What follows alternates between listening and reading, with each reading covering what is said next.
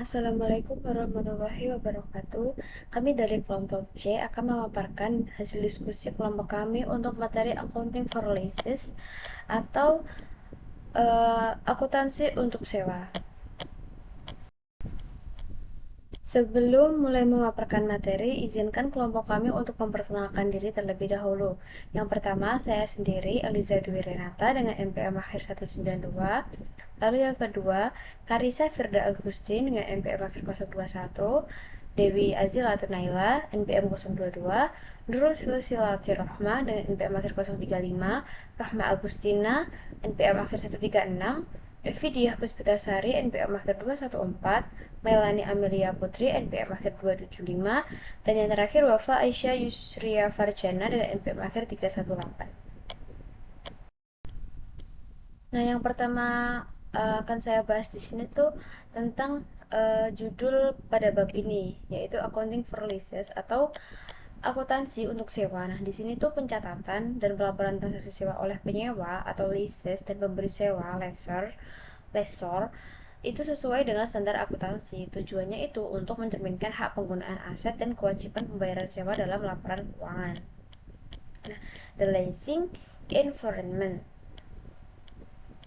The leasing environment atau eh, ini tuh merupakan konteks atau kondisi umum di mana transaksi sewa itu terjadi, mencakup alasan mengapa perusahaan melakukan sewa, siapa pihak yang terlibat, serta bagaimana peraturan dan standar akuntansi mengatur pelakuannya. Nah, bisa dibilang ini tuh the leasing environment itu merupakan seluruh sistem dan kondisi yang mengatur, memengaruhi, serta mendukung praktik transaksi sewa yang mencakup hubungan antara lessor dan leasing, jenis aset yang disewa, aturan akuntansi yang berlaku, serta alasan ekonomi dan keuangan di balik penggunaan sewa. Nah, uh, sewa itu merupakan perjanjian kontraktual antara dua pihak utama. Yang seperti kita tahu itu ada dua, lessee atau penyewa dan lessor sebagai pemberi sewa. Nah, lessee atau penyewa itu pihak yang menggunakan aset dan melakukan pembayaran. Nah, lessornya itu pihak yang memiliki aset dan menerima pembayaran sewa. Tujuan utamanya itu eh, bermacam-macam, bisa memperoleh penggunaan aset tanpa mengeluarkan investasi, meningkatkan fleksibilitas untuk manfaat pajak, dan bisa juga untuk mempertahankan rasio keuangan. Nah, selanjutnya itu ada a look at the list. Nah, a look at the leasing itu membahas bagaimana penyewa memperlakukan dan mencatat transaksi sewa dari sudut pandangnya. Tujuannya itu agar laporan keuangan penyewa mencerminkan kewajiban dan aset nyata yang timbul dari perjanjian sewa. Nah, sebelum adanya standar baru, contohnya tuh IFRS tanggal yang nomor 16 atau PSAK 73. Nah, di sini tuh banyak sewa tidak dicatat di neraca sehingga menurunkan transparansi keuangan. Nah, standar baru list itu tuh eh, harus mengakui right of use atau ROU aset, di mana tuh hak untuk menggunakan aset sewaan. Lalu mengakui leases liability, yaitu kewajiban untuk melakukan pembayaran sewa di masa depan. Nah, selain itu, di sini tuh juga ada pencatatan awal atau initial measurement. Nah, initial measurement itu eh, pada tanggal dimulainya sewa. Nah, di sini tuh penyewa tuh harus yang pertama tuh mengukur liabilitas sewa sebesar nilai kini atau present value dari pembayaran sewa masa depan. Yang kedua, itu mengukur aset hak guna atau ROU aset sebesar jumlah yang sama, tapi ditambahkan dengan biaya langsung awal jika ada. Jadi dari awal. Jadi biaya awal itu ditambahkan.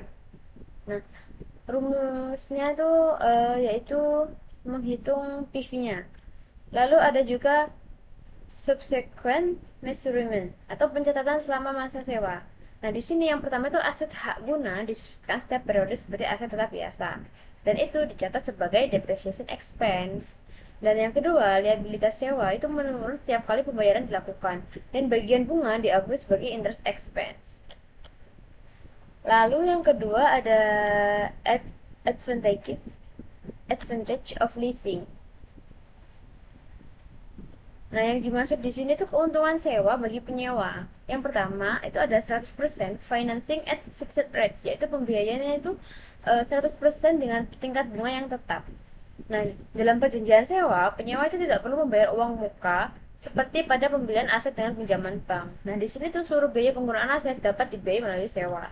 Selain itu, tingkat pembayaran sewa itu biasanya harus tetap selama masa sewa, sehingga penyewa itu terlindungi dari fluktuasi suku bunga. Yang kedua itu protecting against obsolescence atau perlindungan terhadap keuangan aset, keusangan aset. Nah, di sini tuh lease itu bisa mengganti atau memperbaiki aset di akhir masa sewa tanpa harus menjual aset lama yang nilainya sudah turun. Atau jika aset menjadi usang, misalnya karena adanya contohnya mesin. Nah, mesin itu kan selalu ada pembaruan. Nah, apabila ada teknologi baru, itu penyewa itu tidak menanggung resiko penurunan nilai karena aset tersebut dimiliki oleh lessor, bukan penyewa. Jadi yang mengalami kerugian itu lessernya, bukan penyewanya, karena kita hanya menyewa dan tidak memiliki. Jadi apabila ada nilai turun, itu yang akan dirugikan yaitu pemiliknya.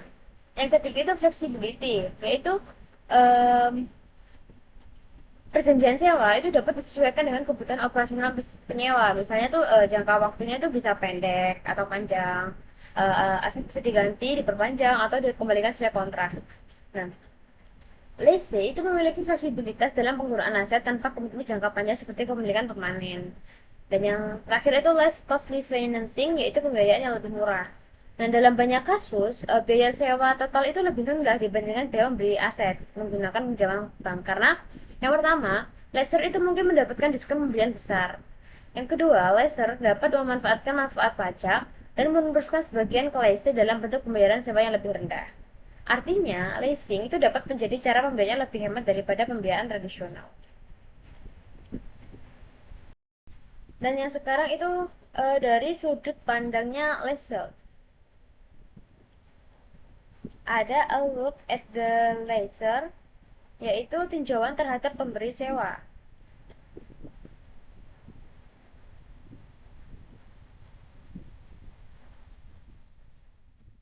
Nah, di sini tuh menjelaskan tiga kelompok utama pemberi sewa yang beroperasi di pasar sewa. Nah, seperti yang kita ketahui, lessor itu adalah pihak yang memiliki aset dan menyewakan aset tersebut kepada pihak lain atau lessee tadi dengan imbalan pembayaran berkala. Yang pertama itu ada bank. Nah, itu merupakan sumber utama pembiayaan sewa dan biasanya itu membeli aset yang dibutuhkan oleh lessee lalu menyewakannya kembali kepada lessee dengan perjanjian waktu jangka waktu tertentu. Ciri khasnya ini tuh memiliki sumber dana besar dan stabil, menyediakan kontrak leasing sebagai alternatif pembiayaan kredit, dan yang terakhir itu tidak terlibat langsung dalam penjualan atau produksi aset yang disewakan. Lalu yang kedua itu ada captive leasing companies atau perusahaan leasing anak cabang.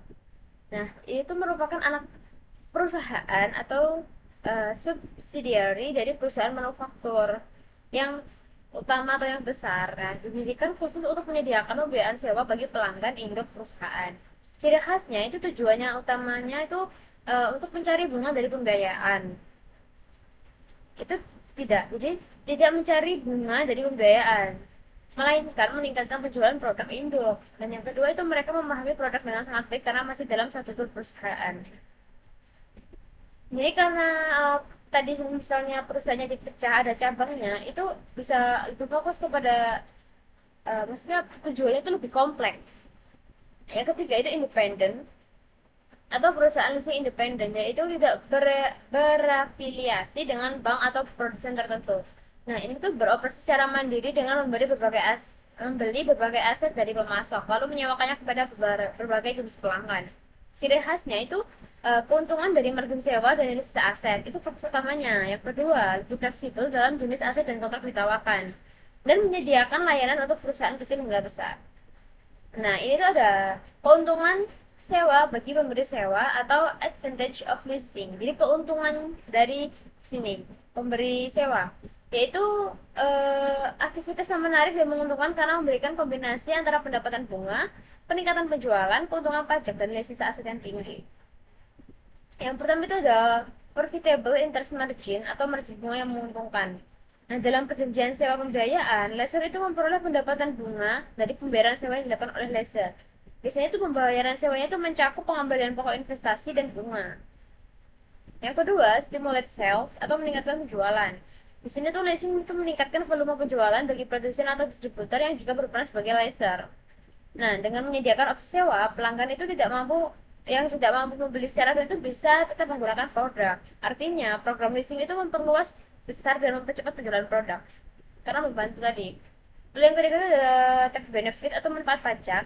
Nah, di sini tuh karena leaser itu pemilik aset, maka leaser itu berhak atas manfaat yang berkaitan dengan kepemilikan aset tersebut seperti depresiasi dan tadi pajak investasi. Nah, sebagian dari keuntungan pajak ini tuh dibagikan kepada penyewa dalam bentuk pembayaran sewa yang lebih rendah sambil tetap menguntungkan bagi lessor. Dan yang terakhir itu high residual value to the lessor, atau yaitu nilai sisa aset yang tinggi bagi lessor.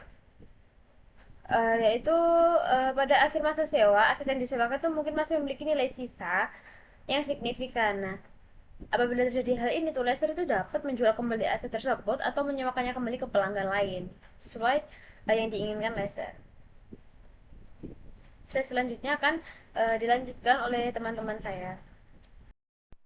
Selanjutnya yaitu measurement of the lease liability of lease asset, yaitu pencatatan awal pada saat dimulainya sewa. Penyewa atau lisi harus mencatat dua hal, yaitu lease liability atau liabilitas sewa, nilai kini atau present value dari seluruh pembayaran sewa di masa depan, dan right of use asset atau aset hak guna, nilainya sama dengan lease liability pada awal pengakuan. Selanjutnya yaitu komponen pengukuran lease liability. Nilai lease liability dihitung berdasarkan tiga elemen utama. Yang pertama ada lease term atau jangka waktu sewa. Umumnya itu merupakan periode tetap yang tidak dapat dibatalkan. Jika terdapat bargain renewal option atau opsi perpanjang dengan harga sangat murah, maka masa sewa harus mencakup periode tambahan tersebut jika hampir pasti akan digunakan. Contohnya yaitu Carrefour menyewa komputer 2 tahun bisa memperpanjang 2 tahun lagi dengan harga yang sangat rendah. Masa sewa dianggap 4 tahun, bukan 2. Yang kedua ada lease payment atau pembayaran sewa. Lease payment mencakup beberapa komponen, yaitu ada pembayaran tetap atau fixed payment sesuai kontrak. Yang kedua ada pembayaran variabel berbasis indeks atau suku bunga.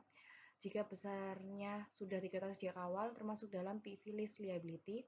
Jika tergantung indeks atau kinerja, misal inflasi atau penjualan, tidak termasuk dalam PV, tapi diakui sebagai beban saat terjadi. Yang ketiga ada nilai residu yang dijamin, guaranteed residual value, hanya bagian yang kemungkinan besar akan dibayar penyewa yang dimasukkan ke list liability. Yang keempat ada opsi pembelian atau terminasi yang reasonable certain untuk dilakukan. Nilai opsi ini juga dimasukkan dalam list liability. Yang ketiga ada discount rate atau tingkat diskonto. Digunakan implicit interest rate dalam perjanjian sewa jika diketahui. Jika tidak dapat ditentukan, gunakan incremental borrowing rate atau tingkat bunga pinjaman lease untuk membeli aset serupa. Dan tingkat ini dipakai untuk menghitung nilai kini lease payment. Assalamualaikum warahmatullahi wabarakatuh. Perkenalkan, nama saya Dewi Naila dengan nomor NPM akhir 022. Baik, di sini saya akan menjelaskan materi tentang subsequent asset accounting. Nah, konsep dasar dari subsequent asset accounting ini adalah berdasarkan PSAK 73, asset harus mengakui hampir semua sewa sebagai aset hak pakai dan liabilitas sewa di neraca. Prinsip ini juga disebut sebagai right of use model. Nah, untuk yang pertama ini ada contoh pada pengakuan awal tanggal 1 Januari tahun 2022 pada awal sewa lesson. Contohnya seperti Ivan Hunminges mencatat aset hak pakai dan liabilitas sewa sebesar nilai kini dari pembayaran sewa. Rumusnya yaitu pembayaran sewa dikali faktor nilai sekarang anuitas jatuh tempo. Nah, dalam contohnya disebutkan senilai 20.711,11 euro dikali 4,6 2990. Hasilnya adalah 95.890 euro. Nah, tingkat bunga yang digunakan adalah tingkat implisit lessor sebesar 4% karena diketahui leset.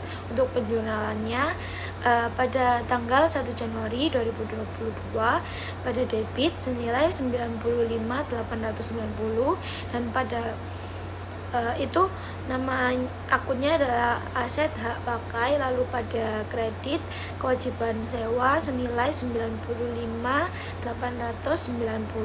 Nah, saat pembayaran pertama jatuh tempo awal itu kewajiban sewa pada debit senilai 20.711 euro. Lalu pada kredit itu ada kas senilai 20.711 euro. Nah, selanjutnya kita memasuki penyajian laporan keuangan. Nah, yang pertama yaitu dari neraca posisi keuangan. Nah, terdapat aset tidak lancar atau aset hak pakai senilai 76.712 euro.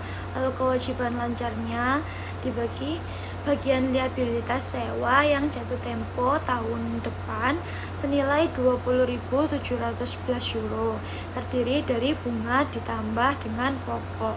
Lalu kewajiban lancarnya adalah sisa liabilitas sewa jangka panjang senilai 57.475 euro. Lalu untuk pada bebannya adalah masuk dalam laporan laba rugi. Yang pertama yaitu beban bunga senilai 3.007,17 euro. Lalu beban penyusutannya yaitu 19.178 euro. Total beban lebih tinggi di tahun-tahun awal karena komponen bunga yang masih besar. Nah, selanjutnya ini adalah info mencatat pembayaran sewa keduanya sebagai berikut. Yang pertama yaitu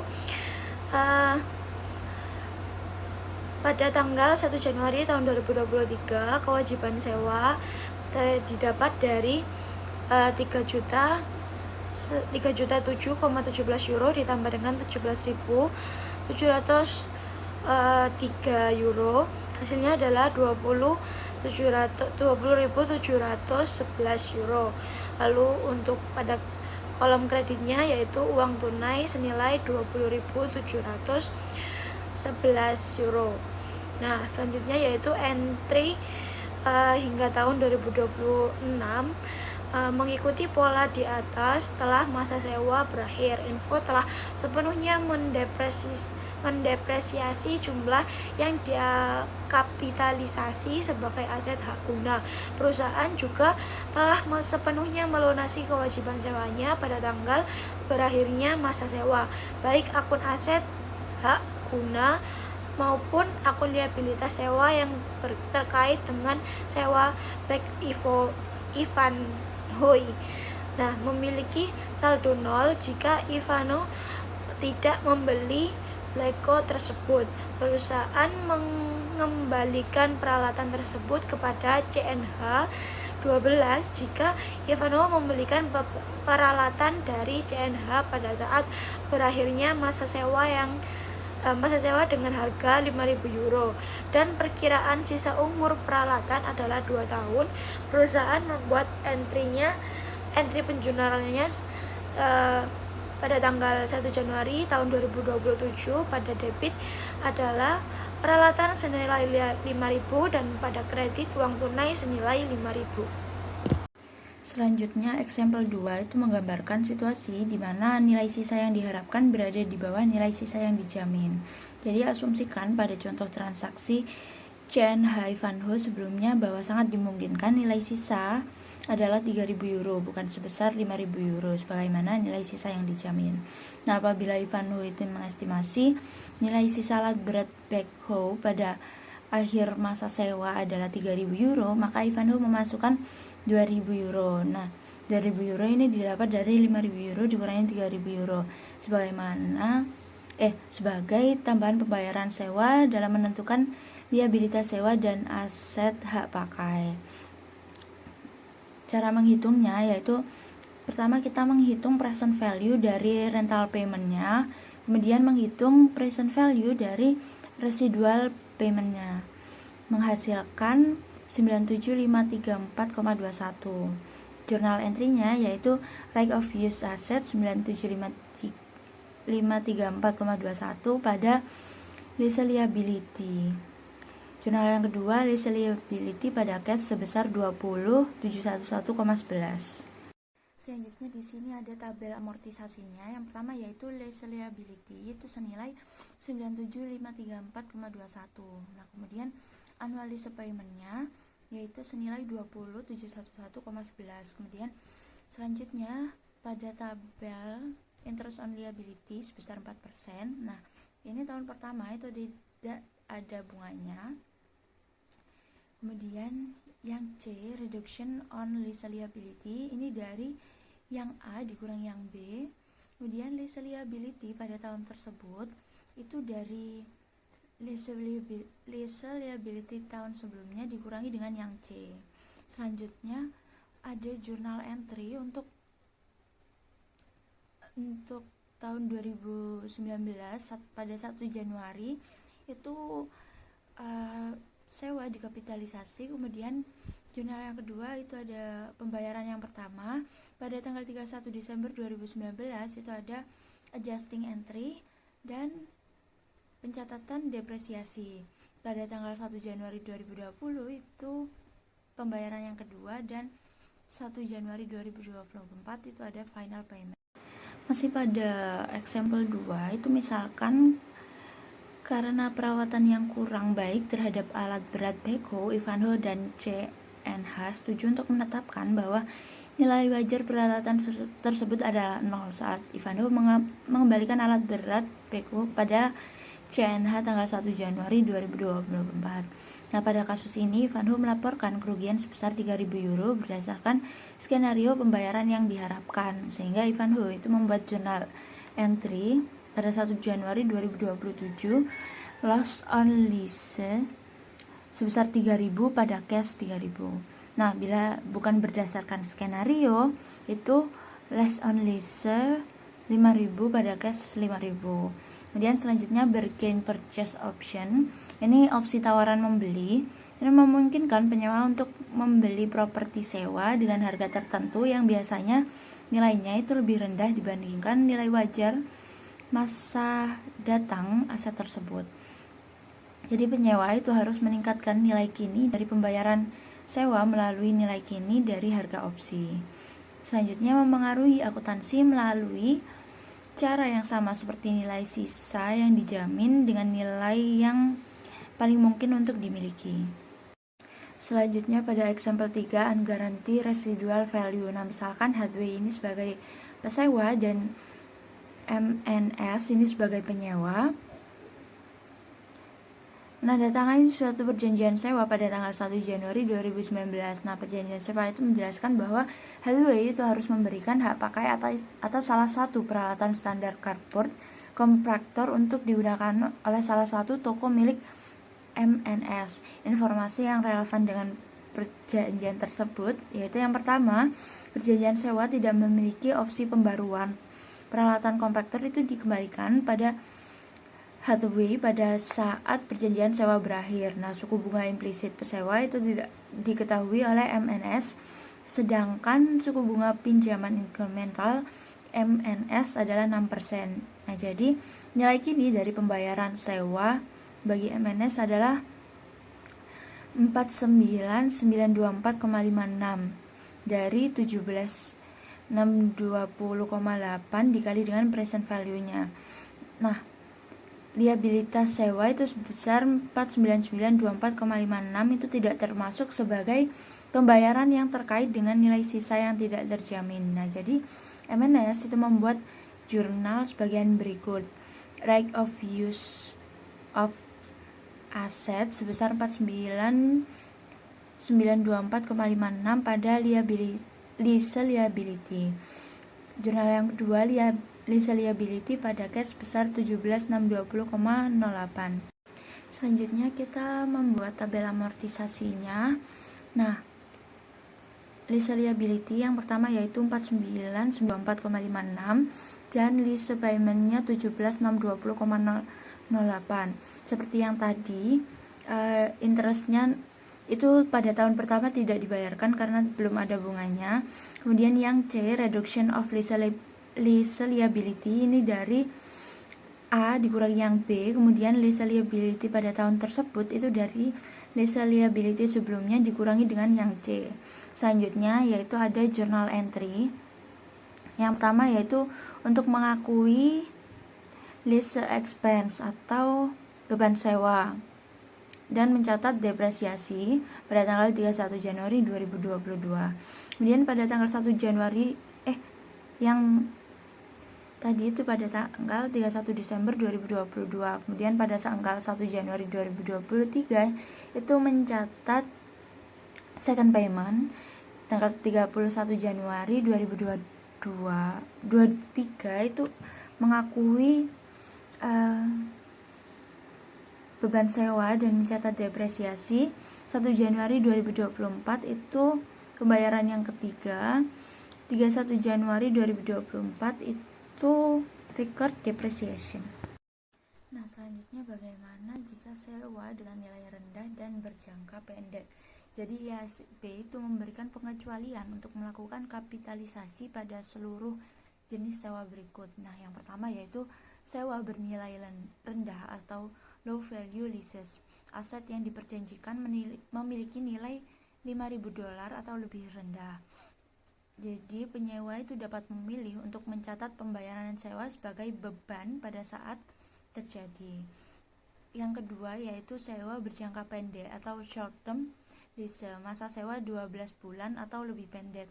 Jadi penyewa itu dapat memilih untuk mencatat pembayaran sewa sebagai beban pada saat terjadi.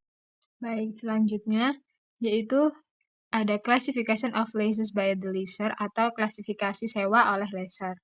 Di mana dalam akuntansi, lessor mengklasifikasikan sewa menjadi dua jenis, yaitu sewa pembiayaan dan sewa operasi. Nah, suatu sewa dikategorikan sebagai sewa pembiayaan jika bersifat tidak dapat dibatalkan dan memenuhi setidaknya 1 dari 5 kriteria, di mana salah satunya menunjukkan bahwa kendali atas bagian besar manfaat dan resiko dari aset telah dialihkan kepada lessor. Seperti yang sebelumnya sudah saya jelaskan, yaitu ada 5 tes, di mana tes yang pertama yaitu tes pengalihan kepemilikan, di mana sewa diklasifikasikan sebagai sewa pembiayaan jika kepemilikan aset berpindah ke lessor. Lalu yang kedua ada uji opsi pembelian, di mana terpenuhi jika lessor dapat membeli aset dengan harga jauh di bawah nilai wajarnya, menandakan pengalihan kepemilikan.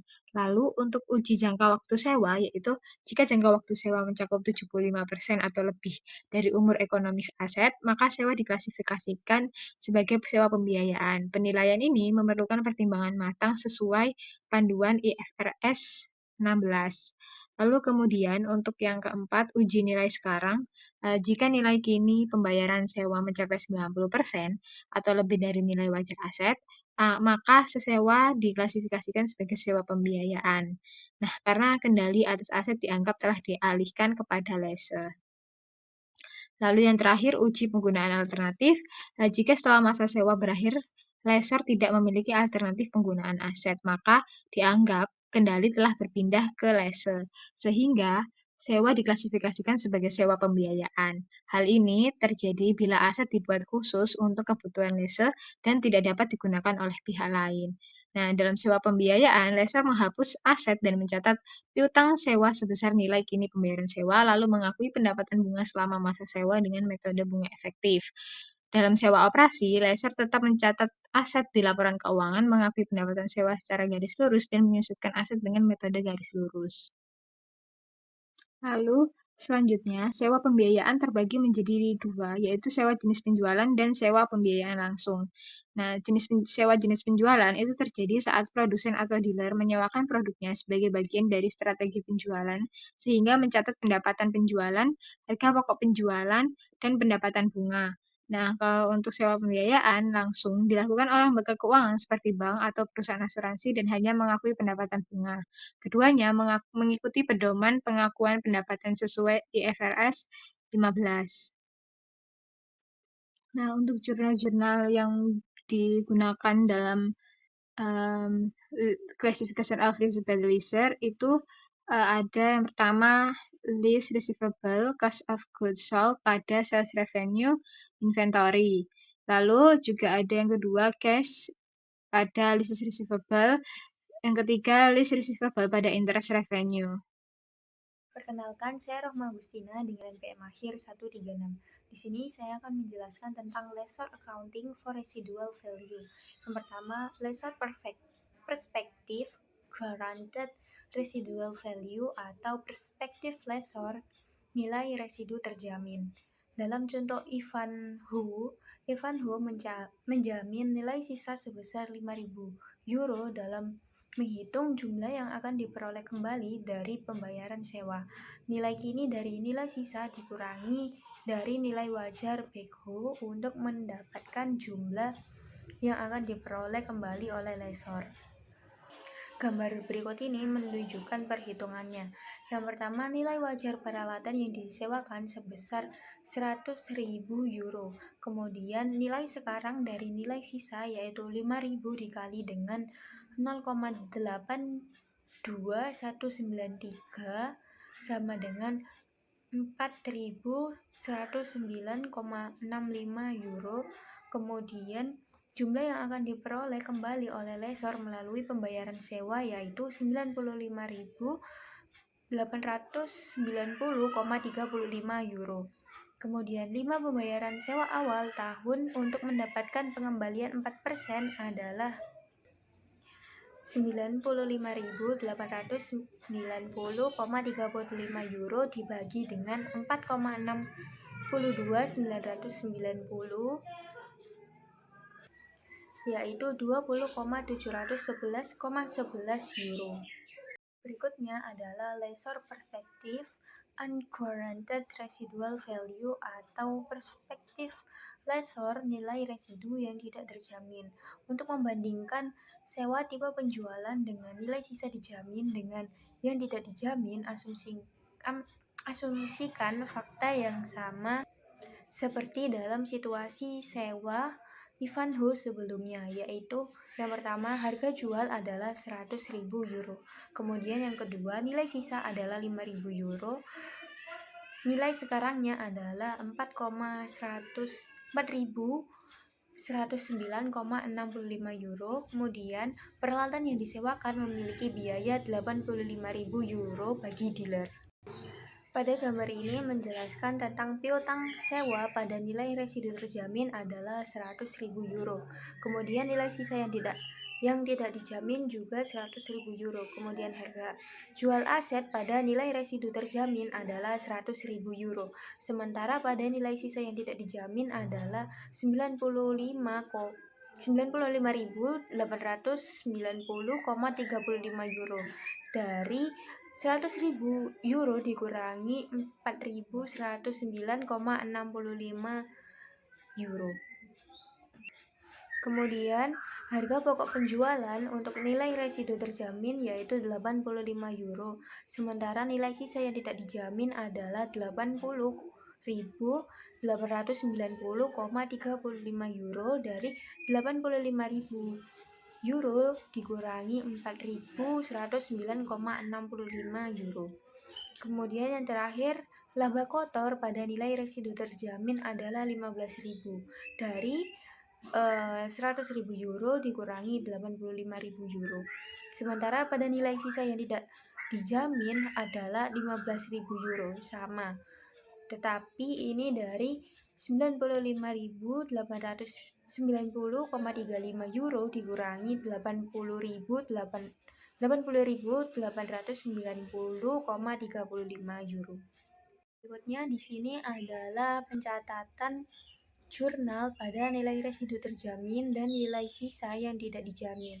Pada nilai residu yang terjamin untuk mencatat sewa jenis penjualan pada saat dimulainya pada 1 Januari 2022 adalah harga pokok penjualan sebesar 85.000 di debit dan piutang sewa sebesar 100.000 100.000 di debit, kemudian pendapatan penjualan di kredit 100.000 juga, kemudian inventaris di kredit sebesar 85.000.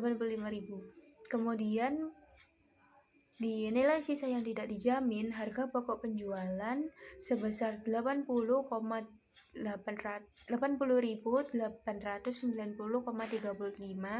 kemudian piutang sewa di debit sebesar 100.000, kemudian pendapatan penjualan di kredit sebesar 95.890,35, dan inventaris di kredit sebesar 85.000. Kemudian untuk mencatat penerimaan pembayaran sewa pertama pada 1 Januari 2022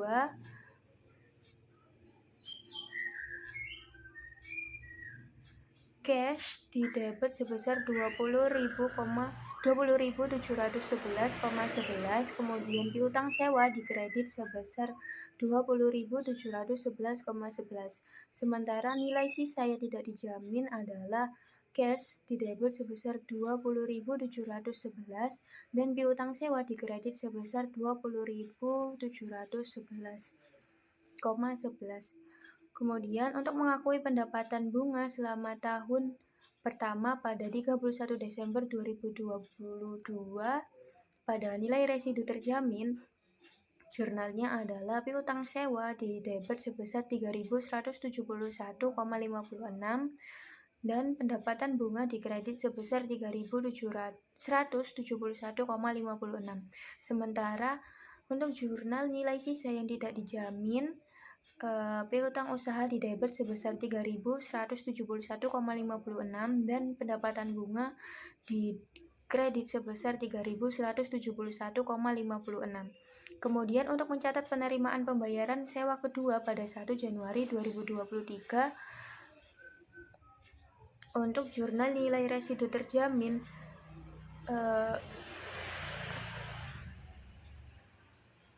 cash di debit sebesar 20.711,11, kemudian piutang sewa di kredit sebesar 20.711,11. Sementara jurnal untuk nilai sisa yang tidak dijamin yaitu uang tunai di debit sebesar 20.711,11 dan piutang sewa di kredit sebesar 2.711,11. Kemudian untuk mengakui pendapatan bunga selama tahun kedua pada 31 Desember 2023, jurnal nilai residu terjamin yaitu piutang sewa di debit sebesar 2.469,97 dan pendapatan bunga di kredit sebesar 2.469,97. Kemudian jurnal untuk nilai sisa yang tidak dijamin yaitu piutang sewa di debit sebesar 2.469,97 dan pendapatan bunga di kredit sebesar 2.469,97. Berikutnya untuk mencatat penerimaan nilai sisa pada akhir jangka waktu sewa sebesar 3.000 pound sterling pada 1 Januari 2027, yaitu inventaris di debit sebesar 3.000, kemudian cash di debit sebesar 2.000 dan piutang sewa di kredit sebesar 5.000. Kemudian untuk jurnal nilai sisa yang tidak dijamin yaitu inventaris di debit sebesar 3.000, kerugian sewa di debit sebesar 2.000 dan piutang sewa di kredit sebesar 5.000. Oke, selanjutnya ada leisure accounting for operation leases. Data berikut berkaitan dengan penjanjian sewa antara Headway dan MNS untuk penggunaan salah satu standar cardboard compactors milik Headway. Nah, informasi yang relevan dengan penjanjian sewa ini sebagai berikut. Yang pertama, masa sewa itu 3 tahun, lalu penjanjian sewa itu bersifat tidak dapat dibatalkan, dan pembayaran sewa tahunan sebesar 17.620,8 dengan pembayaran pertama dilakukan pada 1 Januari 2022 to annuity due basis. Lalu peralatan kompaktor memiliki harga perolehan dan nilai wajar pada saat permulaan sewa sebesar 60.000 euro dan estimasi nilai ekonomis itu 5 tahun dan nilai sisa pada akhir masa sewa sebesar 12.000 euro dan itu tidak dijamin. Lalu ada penyajian sewa tidak diberisikan opsi pembaruan. Dan peralatan kompaktor itu dikembalikan kepada headway pada saat masa sewa berakhir. Suku bunga implisit pesewa tidak diketahui oleh MNS. Suku bunga incremental sebesar 6%, dan headway itu menetapkan tingkat sewa tahunan untuk mendapatkan tingkat imbalan adalah sebesar 6% per tahun dari nilai investasinya. Nah, headway itu mengklasifikasikan sewa ini sebagai sewa operasi karena tidak ada tes sewa pembiayaan yang terpenuhi. Nah, tes tersebut itu terdiri dari transfer of ownership test, lalu ada purchase option test, ada lease term test, present value test, dan alternative use test. Berdasarkan metode sewa operasi, maka headway itu selaku pesewa tetap melanjutkan untuk mengakui aset tersebut dalam laporan posisi keuangannya dan mengakui pendapatan sewa secara umum itu menggunakan basis garis lurus di setiap periode sewa dan tetap melanjutkan untuk mendepresiasikan aset sewa. Nah, untuk mengilustrasikan metode sewa operasi pada perjanjian sewa headway atau MNS, headway itu mencatat pembayaran sewa menggunakan basis garis lurus pada 1 Januari 2023 sampai 2024, yang mana itu cash pada unearned lease revenue sebesar 17.620,08 dan pada 31 Desember 2022 sampai 2024 headway itu mencatat pengakuan pendapatan tiap periode, yaitu jurnalnya unearned lease revenue pada lease revenue sebesar 17.620,08. Headway juga mencatat beban depresiasi atas peralatan sewa dan asumsi menggunakan metode double declining balance, yang mana harga perolehan itu 60.000 euro dan masa manfaat 5 tahun, dan jurnalnya itu depreciation expense pada accumulated depreciation equipment sebesar 24.000 euro. Selanjutnya ada other lease adjustment atau penyesuaian sewa lainnya. Penyesuaian dalam akuntansi sewa itu tidak hanya berfokus pada pembayaran sewa pokok, tetapi itu juga mencakup beberapa biaya tambahan yang mempengaruhi pengukuran aset hak guna atau right of use asset dan kewajiban sewa. Komponen utama dalam penyesuaian ini tuh ada 3. Yang pertama itu biaya eksekutori, pembayaran di muka, dan insentif sewa dan biaya langsung awal. Kemudian yang pertama yaitu biaya eksekutori atau executory cost, yaitu biaya rutin yang terkait dengan kepemilikan aset yang disewa, seperti pajak properti dan asuransi. Perlakuan akuntansinya itu tergantung pada struktur sewa. Ada 2, yaitu gross lease atau sewa kotor, yang dimana biaya eksekutori ini sudah termasuk dalam pembayaran sewa tetap. Oleh karena itu, biaya ini itu diakui sebagai bagian dari kewajiban sewa. Yang kedua ada net lease atau sewa bersih, yaitu biaya eksekutori dibayar terpisah oleh penyewa ke pihak ketiga atau pemberi sewa karena bersifat variabel. Biaya ini itu dibebankan saat terjadi dan dimasukkan ke dalam pengukuran kewajiban sewa. Other lease adjustment yang kedua yaitu ada lease prepayments dan lease incentive. Yaitu pada tanggal dimulainya sewa, nilai aset hak guna itu ditentukan dan dari nilai kewajiban sewa yang kemudian disesuaikan dengan yang pertama pembayaran sewa di muka atau prepayments, yaitu menambah nilai aset. Yang kedua insentif sewa dari pemberi sewa yang dimana itu mengurangi nilai aset. Yang ketiga biaya langsung awal atau initial direct cost itu juga menambah nilai aset. Kemudian other lease adjustment yang ketiga ada initial direct cost yaitu biaya langsung awal yang merupakan biaya tambahan yang hanya timbul karena adanya perjanjian sewa seperti komisi atau biaya legalisasi. Contohnya sendiri yaitu termasuk biaya langsung awal, seperti komisi agen, biaya garansi nilai residu dari pihak ketiga. Yang tidak termasuk yaitu biaya negosiasi atau iklan gaji internal. Kemudian, bagi lese, biaya langsung awal itu ditambahkan ke nilai aset hak guna, tetapi tidak menjadi bagian dari kewajiban sewa. Perlakuan bagi lessor itu bervariasi sesuai jenis sewa. Ada dua, yang pertama operating lease, yaitu biaya ditangguhkan dan diamortisasi selama masa sewa. Yang kedua, finance lease, yaitu biaya diakui langsung jika ada laba rugi penjualan pada awal sewa. Sekian presentasi dari kelompok kami, kelompok C. Kurang lebihnya mohon maaf. Wassalamualaikum warahmatullahi wabarakatuh.